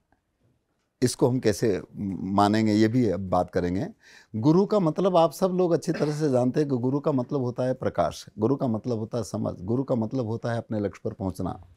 कबीर साहब ने इतनी निर्भीकता से कहा है, हमारे जैसे लोग गुरु बन करके लोगों को दायरे में बांध करके अपना जाल फैला रहे हैं। मैंने भी जाल फैलाया और आप सबके ऊपर जाल फैला करके उस जाल को मैं फंसा लिया आप सबको। और फिर मैं क्या करूँगा? एक डीमर जाल फैलाता है तो वो क्या करता है? मछलियों को पकड़ करके खाने का ही काम करेगा। तो ये स्थिति है। तो कबीर साहब ने डीमर कहा है ऐसे लोगों को जो अपने जाल में फंसा करके लोगों को भ्रमित करते हैं या लोगों का शोषण करते हैं, या आप और हम सबको किसी दायरे में बांध करके हर प्रकार का शोषण किया जा सकता है। तो गुरु क्या है? गुरु नाम है गम्य का। गुरु का मतलब होता है पहुँचना। गुरु नाम है गम्य का। और शिष्य सीख ले सो। सच्चा शिष्य वो है जो उस सीख को ले, उस सीख को हम अपने जीवन में एहसास कर लें। ये गुरु तत्व है। और कबीर साहब ने तो ये कहा है, आप गुरु कैसे हैं? वो ये कहते हैं कि यागढ़ भीतर, आपने एक भजन सुना होगा कि साधो गुरु बिन जग अंधियारा, कोई जानेगा जानन हारा। उसमें आखिरी में वो ये कहते हैं, यागढ़ भीतर सात समंदर आय में नदिया नारा, और यागढ़ भीतर हीरा मोती आय में परखण हारा। आखिरी में ये कहते हैं कि यागढ़ भीतर 3 लोक है। जिन लोकों की बात करते हैं कि सतलोक ने, अमरलोक ने, वैकुंठ लोक ने, पता नहीं क्या क्या लोग, जिनने देखे होंगे वो जाने, मैंने तो नहीं देखे। परंतु यागढ़ भीतर 3 लोक है, याही में है करतारा। और कहें कबीर सुनो भाई साधु, याही में गुरु हमारा है ना, आपका गुरु आपके पास है। इस सवाल को मैं चाहता हूँ थोड़ा सा अगर आप और इलेबोरेट करके बताएं। 2 धाराएं हैं कबीर को मानने वालों की। एक कहते हैं कि जब कबीर ने जो लिखा है वो सभी भजन हैं। आप उसी बारे में थोड़ा छू भी रहे थे अभी पहले, लेकिन भक्ति के कवि थे कबीर। और दूसरी ये धारा है जो कहती है कबीर बगावत के और क्रांति के कवि थे। तो जब आप कबीर को गाते हैं, जैसे आपने कबीर को अपनाया और परसीव किया है, तो आपके जहन में, आपके दिमाग में कबीर जिन गूढ़ बातों का उल्लेख कर रहे हैं उनमें अध्यात्म और धर्म अधिक नज़र आता है आपको, या ज़माने की जो परिपाटियां हैं उनको तोड़ने वाला एक बागी अधिक नज़र आता है आपको? क्योंकि कबीरदास जी कुछ पदों में सामाजिक कुरीतियों पर बिल्कुल गहरी चोट करते हैं। बिल्कुल करते हैं, है ना, कि काकर पाथर जोड़कर मस्जिद लई बनाए, ताचड़ मुल्ला बांग दे का बहरा हुआ खुदाए है। यही बात वो पंडितों के लिए भी कहते हैं। तो जितने भी स्थापित धर्म हैं, जिनकी रूढ़ियाँ हैं, उनको वो लगातार चैलेंज करते हैं, है ना। और फिर हमें कबीर दिखते हैं जो इतने विनयवत हैं कि कह रहे हैं कि कबीर राम का कुत्ता है, कबीर राम, है ना, और उसके गले में जो जंजीर है वो भी राम की है। मतलब इतने विनयवत हैं, इतने विनयवत हैं कि राम मेरे पीऊ में राम की बहुरिया। तो एक तरफ हमें जो कुलदीप पूछ रहे हैं कि इतने विनयवत कबीर दिखते हैं और एक तरफ बागी कबीर दिखते हैं। देखिए, कबीर की वाणी जो है वो इतनी चोट कारक है, एक जगह पर है कि वो ऐसी चोट करते हैं कि सिर नीचे और पैर ऊपर हो जाए। शब्द कबीर का जो शब्द है, कबीर जैसे बागी भी दिखते हैं या ऐसे विनोद भी दिखते हैं। बात यह है साहिब कि कबीर साहब ने नंबर 1 जो, पहले तो ये बात हम समझ लें कि उन्होंने कभी भी लिखा लिखी की बात करी नहीं। नंबर 1, कबीर कहते हैं कि लिखा लिखी की है नहीं और देखा देखी बात। आज हम आपको खाली अभी तक सुनते थे, वो खाली देखा देखी बात थी। आज हम रूबरू हो गए, ये प्रत्यक्षानुभूति की बात है। ये बात कबीर इसकी करते हैं। तो लिखा लिखी की है नहीं ने देखा देखी बात, और दूल्हा दुल्हन मिल गए तो फीकी पड़ी बारात। तो इसलिए पहले तो इस बात को देख लें कि उन्होंने जो कहा वो मानव समाज के अंदर जो अनेक प्रकार की रूढ़ी और अनेक प्रकार का अंधविश्वास और अनेक प्रकार के छल कपट जो देखे, वो उन्होंने कहे। और इसी की वजह से बागी उनको इसलिए लोग मानते हैं क्योंकि दोनों धाराएं उस समय पर भी जो भी रही होगी हिंदू या मुसलमान की, दोनों ने उनका विरोध किया नहीं हिंदू। और इसलिए वो देखो जोग बोराना आपने कहा था ना कि हिंदू कहूँ तो हूँ नहीं, वो कहते हैं कि ना तो हिंदू हूँ ना मुसलमान हूँ। और यदि वो किसी भी एक दायरे में बन जाते तो इतनी निर्भीकता से बात नहीं कर पाते, इसलिए वो मध्यस्थ में रह करके ऐसी खरी और खोटी सबके लिए कही। हिंदू कहता राम हमारा, मुसलमान रहीमाना, और आपस में दो लड़ मरते मरम को उन्होंने जाना। तो बात यह है कि सही बात कहो तो सबको बुरी लगती है, चाहे वो हिंदू हो, चाहे मुसलमान हो, चाहे ऊंचा हो, चाहे नीचा हो, चाहे कोई जाति या धर्म संप्रदाय का। क्यों? क्योंकि ये दायरे ऐसे हैं जहाँ पर लोगों ने अपने सुख भोगी, अपनी सामर्थ्यता, अपनी ऐश्वर्यता, अपनी ईगो या अपने इस मानव समाज में मान बढ़ाई को खूब ठूस ठूस करके भर रखा है, तो वो चोट लगती है। इस वजह से उनको क्रांतिकारी लगते होंगे, जबकि उन्होंने कह दिया कि सही बात तो है, पत्थर पूजे हरी मिले तो मैं पूजूं पहाड़ जी, या से तो चकिया भरी फील का है संसार। संसार। एक भजन है, क्यों भूली थारो देश, ये अंधविश्वास को दूर करने के लिए, क्यों भूली थारो देश, सांचा सदगुरु सेव दीवानी क्यों भूली थारो देश। ये शायद गुरु ग्रंथ साहब में भी ये पद है। तो उसमें वो कहते हैं कि मिट्टी का एक नाग बनाया, अभी नाग पंचमी गई नहीं जी, मिट्टी का एक नाग बनाया और दूध दही से पूजा तो वो चढ़ाती, और सांची को नाग जब घर में आतो तो पूजा को छोड़ी ने भागी जाती, धातु की धेनुमा दूध नहीं देती। अब बताओ, मरने के बाद में लोग स्वर्ग भेजा रहे हैं, मरने के बाद में कोई सतलोक है, कोई अमरलोक है, कोई स्वर्ग है, कोई वैकुंठ है, कोई जन्नत है, पता नहीं भेजा रहे हैं। और जो भेज रहे हैं उनको ये खुद को पता नहीं है कि वो जन्नत या सतलोक या अमरलोक या वैकुंठ किधर है या स्वर्ग किधर है, पता नहीं, मैंने तो नहीं देखा। इसलिए मैं इसकी बात इसलिए नहीं करता हूँ कि स्वर्ग जो है वो हमारे स्वर्ग को ऊर्ध्व गति में लाना स्वर्ग हो सकता है। और अंधविश्वास को दूर करने का काम जहाँ पर करेंगे ना कुलदीप जी, तो हमारे कुल का दीप बुझ जाएगा। ऐसा ही हो रहा है जी।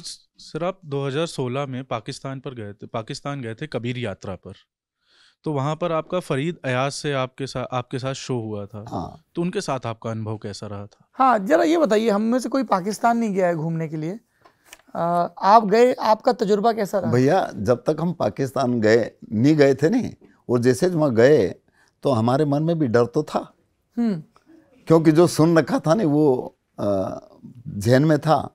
हम जब यहाँ से कराची पहुँच गए, और कराची पहुँचने के बाद वो एक सोशल फोरम का एक कार्यक्रम था जिसमें हम कबीर को लेकर के गए थे, जहाँ पर फिर फरीद अयाज के घर गए थे, सफ़ी फ़कीर से मिले, और भी बहुत सारे मुदस्सर और ज़माने भर के गायक लोग हैं, बहुत हैं। तो जब उनके घर गए और घर जाने के बाद में उन्होंने सुनाया कि कबीर को मेरे से ज़्यादा कोई नहीं जानता। बहुत अच्छी बात है, कबीर को आप सब लोग भी जानते हैं, आप सब भी कबीर ही हैं, आपका व्यक्तित्व और कृतित्व जो है वो कबीर की वजह से है, या ना उस रूह की वजह से है। तो बात यह है कि वहाँ जाने के बाद में हमारे मन में जो डर था वो तो था, पर आखिरी में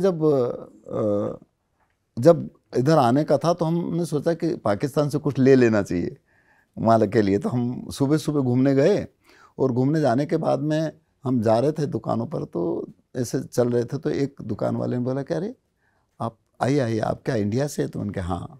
तो उन्होंने बिठाया, और सुबह बहुत मानो उसने इतनी आत्मीयता रखी उन लोगों ने, पता नहीं, जबकि हम तो अपरिचित लोग थे, पहली बार गए, कोई देखा नहीं था। उन्होंने कहा कि अभी सुबह का, तो उन्होंने सबके लिए नाश्ता बुलवाया। हम 4-5 थे, शबनम भी थी उसमें, शबनम विरमानी। हाँ, शबनम ने हमारे साथ 6 साल रह कर के इन सब फिल्मों को काम किया और सब लिखा पढ़ी, वो भी थी। तो उन्होंने सब बात करी, और उसके बाद में बोले कि आप तो हमारे मेहमान है, और अब तो एक ही परिवार, और भारत और पाकिस्तान है, तो ये हो गया, इस वजह से ऐसा है और वैसा सब बात हो गई। हमसे रहा नहीं गया उसकी आत्मीयता को देख करके। हमने कहा कि साहब, हम डरते डरते हमने कहा कि हम तो ये सुन रहे थे कि यार यहाँ तो ऐसा थोड़ा गड़बड़ है मामला। तो उन्होंने यूँ कहा कि ये जितना भी गड़बड़ मामला है ना, ये सब सियासती लोग करते हैं, यहाँ पर लोग रहते हैं, यहाँ पर ऐसा नहीं। उन्होंने एक बात ज़रूर कही कि वो जो एक तरफ का एरिया है पाकिस्तान के, इस्लामाबाद या किधर उधर का, वो इनके पहले जो था वो था ना, अपने यहाँ पर आए थे, वो किधर के थे, मुशर्रफ क्या, परवेज मुशर्रफ, परवेज मुशर्रफ, वो जिधर के थे, बोले उधर ज़रूर थोड़ी सी कट्टरता है, परंतु ऐसा कुछ है नहीं फिर भी। तो हमें वहाँ जाकर के ऐसा लगा नहीं कि जो हम सुनते हैं, जो हमने यहाँ सुन रखा था और जो हमारे मन में डर था, वो वहाँ जाकर के उनसे बात करने पर हमें लगा कि ऐसा कुछ नहीं, और हमारे साथ ऐसा कुछ हुआ नहीं।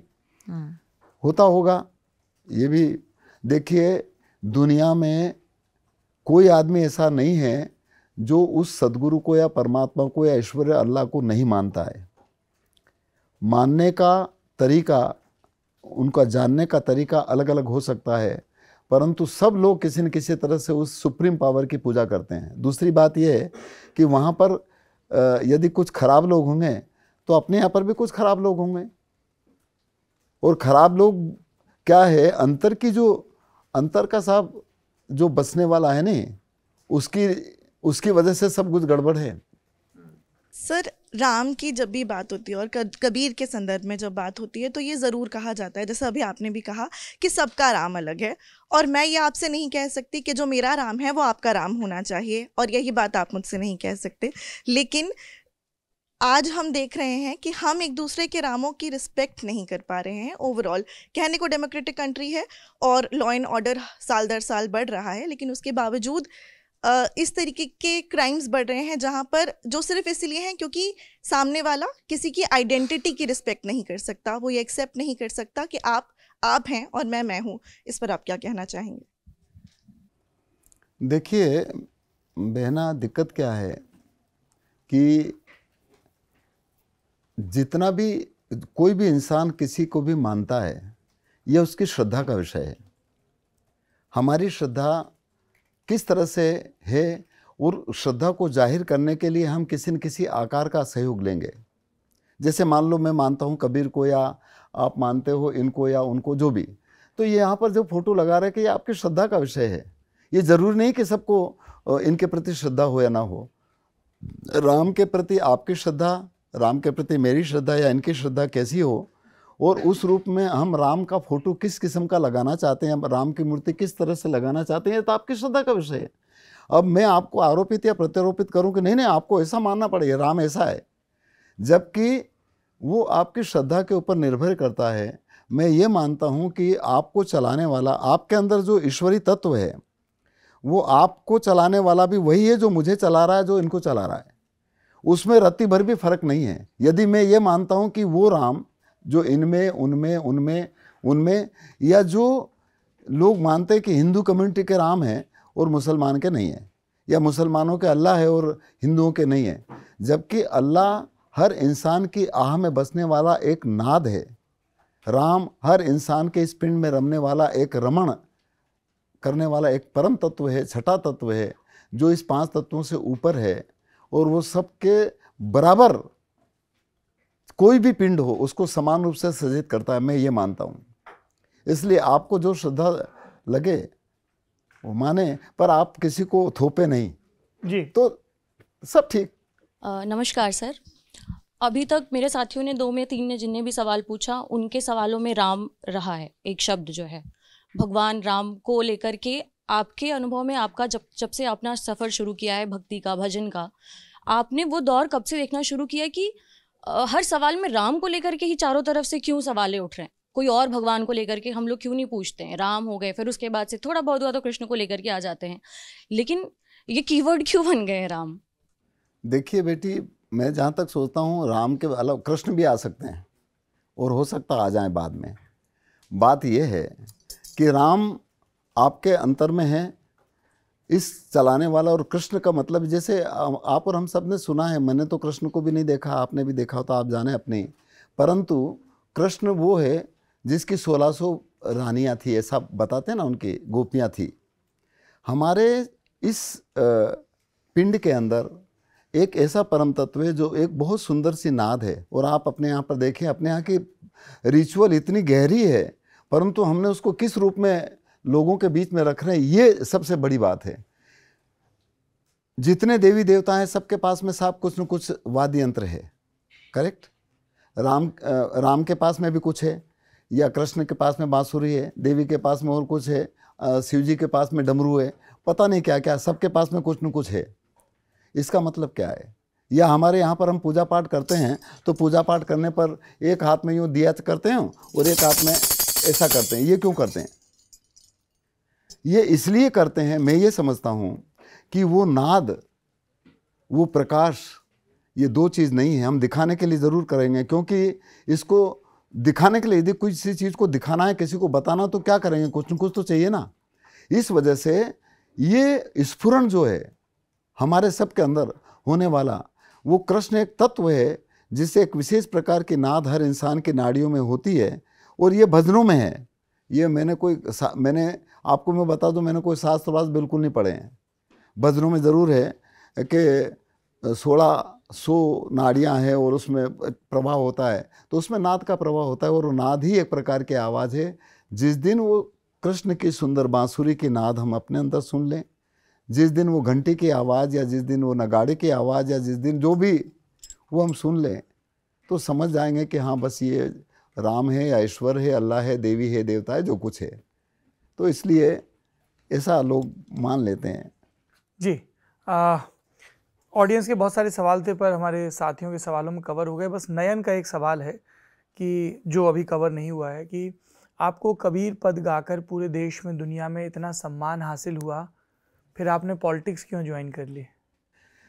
देखिए, वो चूँकि आप अपन इसमें रहते हैं तो बहुत सारी समस्याएं हैं। मैं कुछ नहीं हूँ।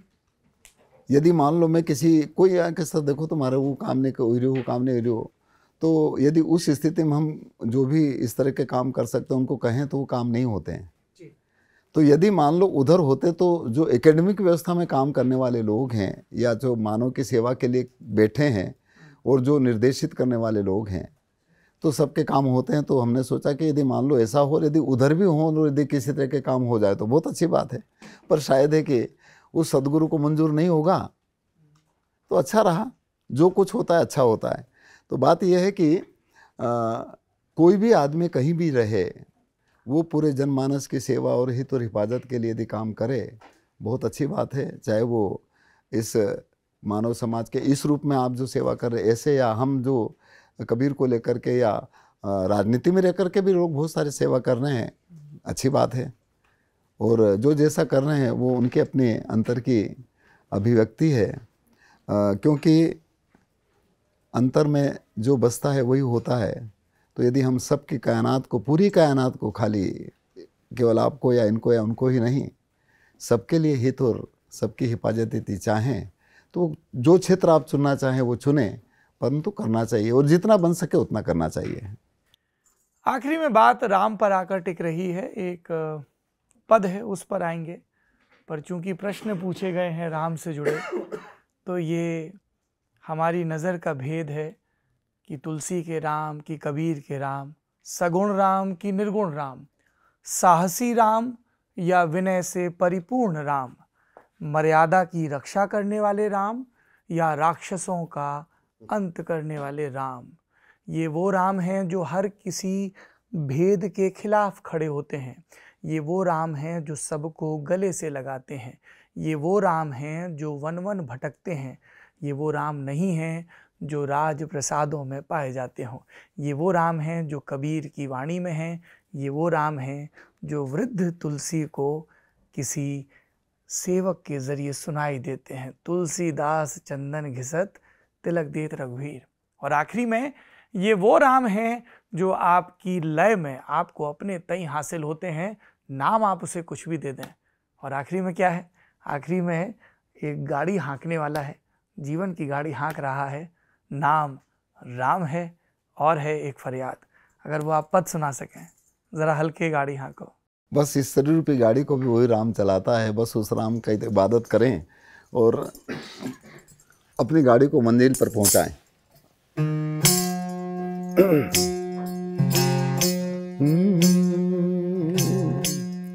ए जी धीरे धीरे रे मना,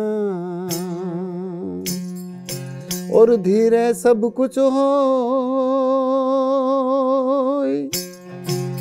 माली सींचे सो घड़ा,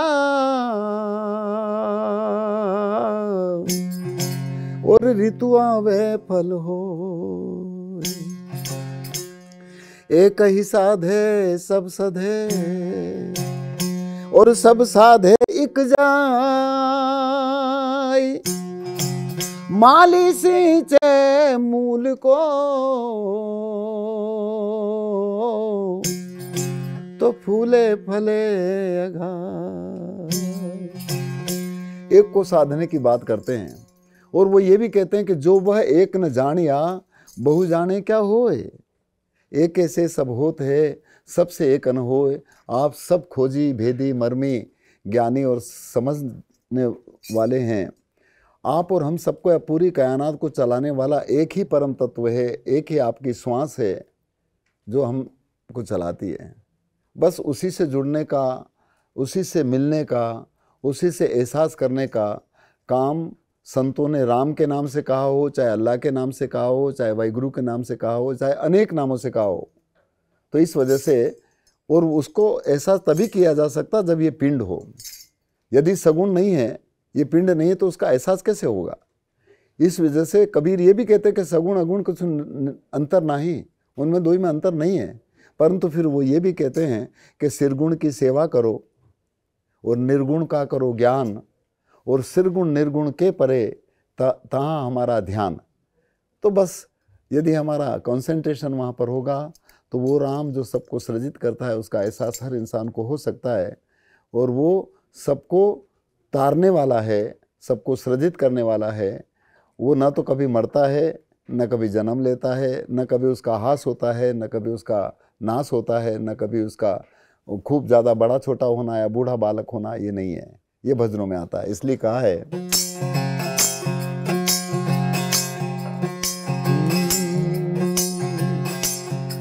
ओ जरा हल्के गाड़ी हाँको मेरे राम गाड़ी वाले, ओ जरा धीरे धीरे गाड़ी हाँको मेरे राम गाड़ी वाले। ये जी गाड़ी मारी रंग रंगीली, पहिया है लाल गुलाल।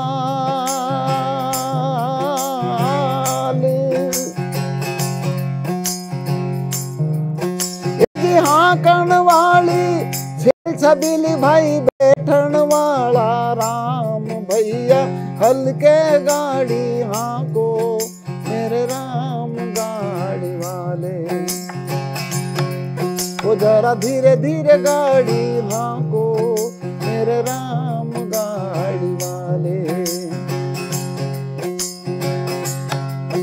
या गाड़ी अटकी रे तुम्हें भाई, मजल पड़ी है दूर।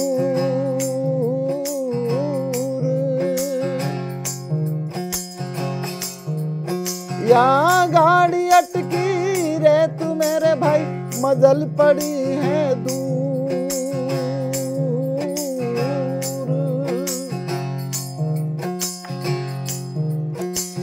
धर्मी धर्मी पार उतर गया, पापी चकना चूर भैया। हल्के गाड़ी हाँको मेरे राम गाड़ी वाले, वो जरा धीरे धीरे गाड़ी हाँको मेरे राम गाड़ी वाले। और जब उसके घर की टूटेगी तो, ए जी देश देश का वेद बुलाया, लाया जड़ी और बूटी।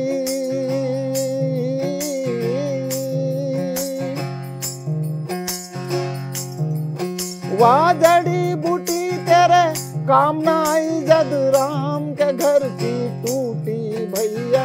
हल्के गाड़ी हाँको मेरे राम गाड़ी वाले, वो जरा धीरे धीरे गाड़ी हाँको मेरे राम गाड़ी वाले।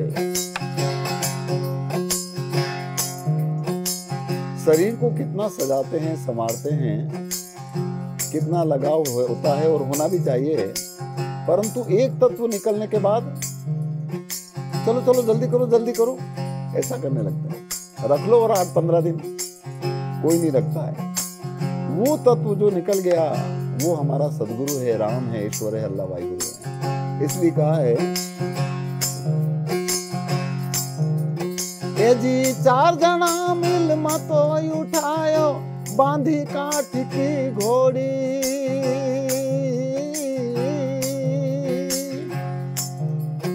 और ले जाके मरघट पे रखिया फूक दिनी जैसी होली भैया, हल्के गाड़ी को मेरे राम गाड़ी वाले, ओ जरा धीरे धीरे गाड़ी को मेरे राम गाड़ी वाले। हम सब इतना जानते हैं, उसके बाद भी आपको तो पल पल की पता है, लोगों को मसान में जलाने के लिए भी झगड़ा हो रहा है। नहीं, यहाँ इसको नहीं जला सकते, यहाँ पर ये पानी नहीं पी सकता। आज भी इसने मूछें क्यों रखी, ये गाड़ी क्यों ले आया, उसकी गाड़ी फोड़ दी और उसको मारा। घोड़े के ऊपर दूल्हा है, उसको उतार करके ये किया, ये है। और हम बहुत बड़ी बात करते हैं कि हम तो ये है, वो कहाँ है ये, नहीं।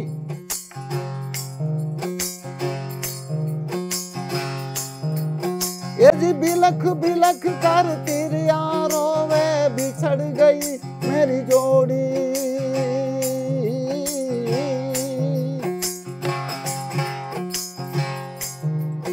हाँ बिलख बिलख कर तेरे यारों में बिछड़ गई मेरी जोड़ी।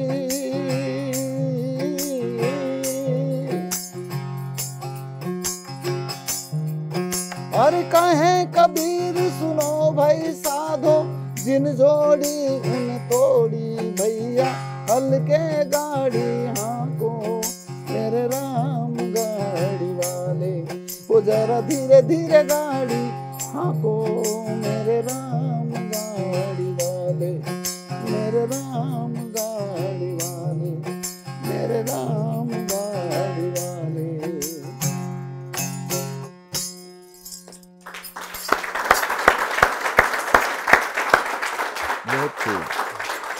Guest in the news room में संवाद का, संगत का सिलसिला चलता रहेगा, ताकि ज्ञान का प्रकाश हम तक पहुंचता रहे सभी दिशाओं से।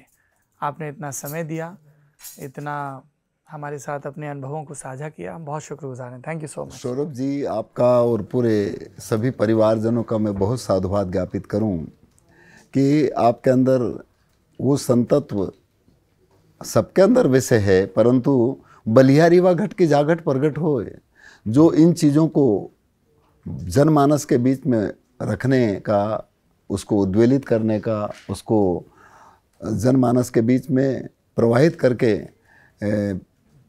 फैलाने का जो काम करते हैं, ये आपके संतत्व का परिचय है। मैं निश्चित रूप से आप सबका बहुत साधुवाद ज्ञापित करूं। बहुत धन्यवाद आपका। और आपकी यात्रा बाहर की भी और अंतर की भी इसी तरह से चलती रहे, और सद्गुरु निश्चित रूप से आपको निरंतर उन ऊंचाइयों पर ले जाएं, ताकि सब दूर अमन, चैन और शांति कायम हो सके। बहुत बहुत धन्यवाद, बहुत बहुत साधुवाद। प्रणाम। प्रणाम।